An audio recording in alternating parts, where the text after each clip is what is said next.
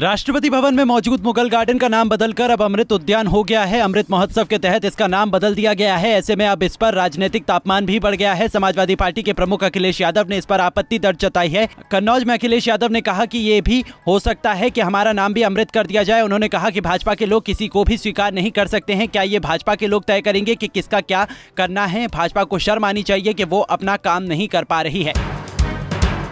Samajwadi party ने अपनी राष्ट्रीय कार्यकारिणी समिति की घोषणा कर दी है, जिसमें कुल 42 लोगों को शामिल किया गया है। रविवार को जारी सूची में हाल ही में सपा में शामिल हुए शिवपाल यादव को भी बड़ी जिम्मेदारी मिली है। वहीं पार्टी ने आजम खान और हाल ही में रामचरितमानस पर बयान देकर विवादों में आए स्वामी प्रसाद मौर्य को भी कार्यकारिणी में शामिल किया है। जानकारों की माने तो शिवपाल को मैनपुरी में डिंपल यादव की बड़ी जीत हासिल कराने में साथ देने का तोहफा दिया गया है। दरअसल पार्टी की तरफ से शिवपाल यादव, आजम खान और स्वामी प्रसाद मौर्य को राष्ट्रीय महासचिव नियुक्त किया गया है। वहीं अखिलेश यादव एक बार फिर पार्टी के राष्ट्रीय अध्यक्ष नियुक्त किए गए हैं, जबकि किरणमय नंदा राष्ट्रीय उपाध्यक्ष और रामगोपाल यादव राष्ट्रीय प्रमुख महासचिव बनाए गए हैं।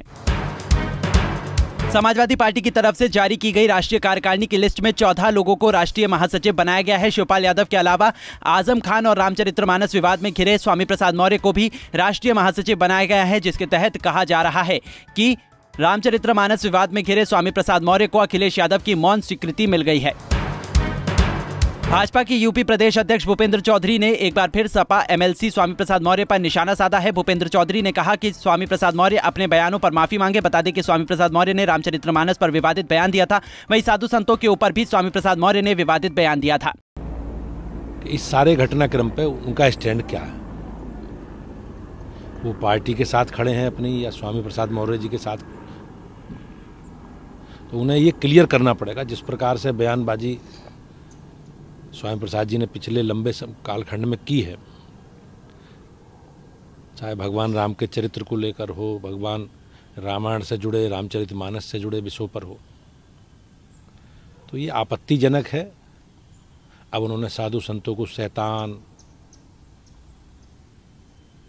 आतंकवादी, अब धर्माचारों के बारे में इस तरह की टिप्पणी करना, मैं समझता हूँ ये स्वीकार नहीं है।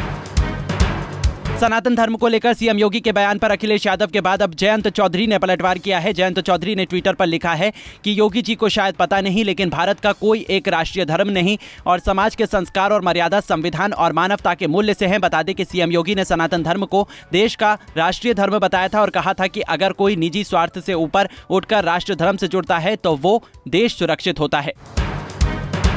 हरदोई में बूथ समिति बैठक में हिस्सा लेने पहुंचे बीजेपी के प्रदेश अध्यक्ष भूपेंद्र चौधरी ने सपा नेता स्वामी प्रसाद मौर्य के विवादित बयान पर हमला बोला। उन्होंने कहा कि समाजवादी पार्टी को इस पर स्पष्टीकरण देना चाहिए। वहीं उन्होंने कहा कि देश में जो भी गुलामी के निशान हैं, सरकार उन सभी निशानों को मिटा रही है। ये उनके अपने विषय हैं, लेकिन हम लोगों का जहाँ तक विषय, सरकार सभी गुलामियों के निशानों को मिटाने का काम हम सब लोग मिलकर कर रहे हैं और ये उसी कड़ी का भाग है। अब मुगल के नाम से राष्ट्रपति का गार्डन क्यों होगा? लखनऊ के पौष इलाके गोमती नगर में एसिड अटैक का सनसनीखेज मामला सामने आया है। आरोप है कि 2 संदिग्ध युवकों ने घर में घुसकर मां और बेटे पर तेजाब से हमला कर दिया। इस हमले में दोनों गंभीर रूप से झुलस गए हैं। दोनों को अस्पताल में एडमिट करवाया गया है, जहां उनका इलाज चल रहा है। मामले में पुलिस ने एफआईआर दर्ज कर आरोपियों की तलाश में जुट गई है। पुलिस ने सीसीटीवी की मदद से 2 संदिग्धों की शिनाख्त की है, जिसके हाथ में एसिड की बोतल दिख रही है। शनिवार रात की ये पूरी घटना है। डबल इंजन की सरकार ताजनगरी को वर्ल्ड क्लास सिटी बनाने में जुट गई है। इसी कड़ी में आगरा में यूपी का पहला railway heritage park cum rail coach restaurant जल्द ही खुलने जा रहा है, जहां पर ताजनगरी आने वाले पर्यटक, रेल यात्री और शहरवासी स्वादिष्ट व्यंजनों का लुत्फ उठा सकेंगे। आगरा कैंट के नजदीक ADRI चौराहे पर रेलवे की जमीन पर रेल कोच रेस्टोरेंट बनाया जा रहा है। रेल कोच रेस्टोरेंट के साथ ही यहाँ पर रेलवे हेरिटेज पार्क भी विकसित किया जाएगा, जिसको लेकर पूरी तरह से तैयारी कर ली गई है। शराब के शौकीनों को यूपी सरकार ने दिया बड़ा तोहफा। यूपी में अब शराब महंगी होगी। दरअसल योगी सरकार ने नई आबकारी नीति को मंजूरी दे दी है। 1 अप्रैल से प्रदेश भर में देशी, अंग्रेजी और बियर की कीमतों में इजाफा होगा। बता दें कि शनिवार को मुख्यमंत्री योगी आदित्यनाथ की अध्यक्षता में कैबिनेट बैठक हुई थी, जिसमें नई शराब नीति को मंजूरी दी गई थी। नई शराब नीति के लागू होने से शराब के शौकीनों को तो झटका लगा ही है, शराब बेचने वालों को भी अब ज्यादा जेब ढीली करनी होगी।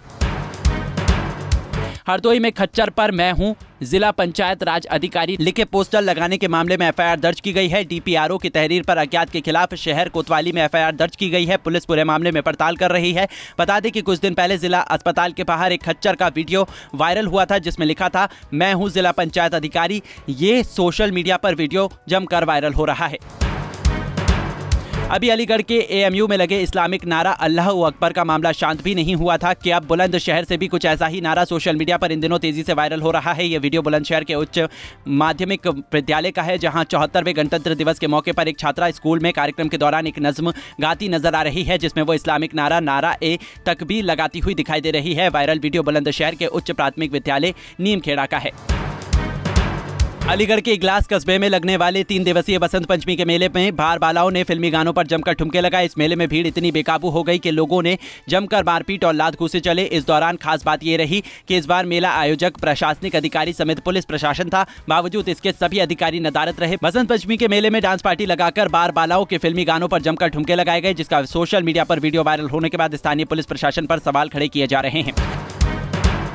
मिर्जापुर के पडरी थाना क्षेत्र के एक ढाबे पर खुलेआम देशी शराब बेची जा रही है जिसका वीडियो वायरल हो रहा है। वीडियो वायरल होने के बाद आबकारी अधिकारी ने बताया कि मामला संज्ञान में आने पर ढाबा मालिक को चेतावनी देने के साथ ही चालान भी दिया गया है।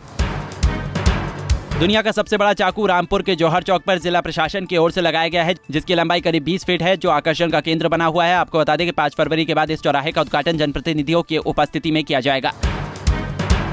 यूपी के गोंडा में एक टीचर के घर में घुसकर कुछ लोगों ने धारदार हथियार से हत्या कर दी। हत्या के बाद आरोपी मौके से फरार हो गए। वहीं सूचना मिलते ही मौके पर पहुंची पुलिस ने शव को बरामद कर लिया। अपर पुलिस अधीक्षक शिवराज प्रजापति ने घटनास्थल पर पहुंचकर जांच की। उन्होंने कहा कि मामला गंभीर है, जांच अभी जारी है।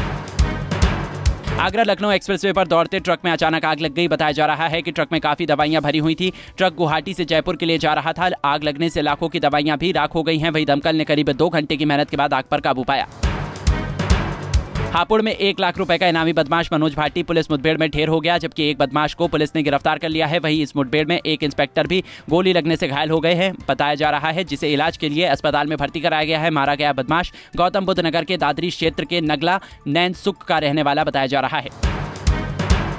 फिरोजाबाद नगर के पीडी जैन कॉलेज के मैदान में फिरोजाबाद महोत्सव का आयोजन किया गया है, जिसमें देश प्रदेश की नामचीन हस्तियां अपनी कला जादू बिखेरने पहुंच रही हैं। इसी कड़ी में फिरोजाबाद महोत्सव में आवाज के जादूगर जसवीर जस्सी पहुंचे। उन्होंने अपनी आवाज से फिरोजाबाद में लोगों को झूमने पर मजबूर कर दिया। कार्यक्रम के बाद फिल्मी गायक जसवीर जस्सी ने शाहरुख खान की पठान मूवी को लेकर कहा कि बॉयकॉट करने वाले अभी भी फिल्म का बॉयकॉट कर रहे हैं, फिर भी फिल्म चल रही है।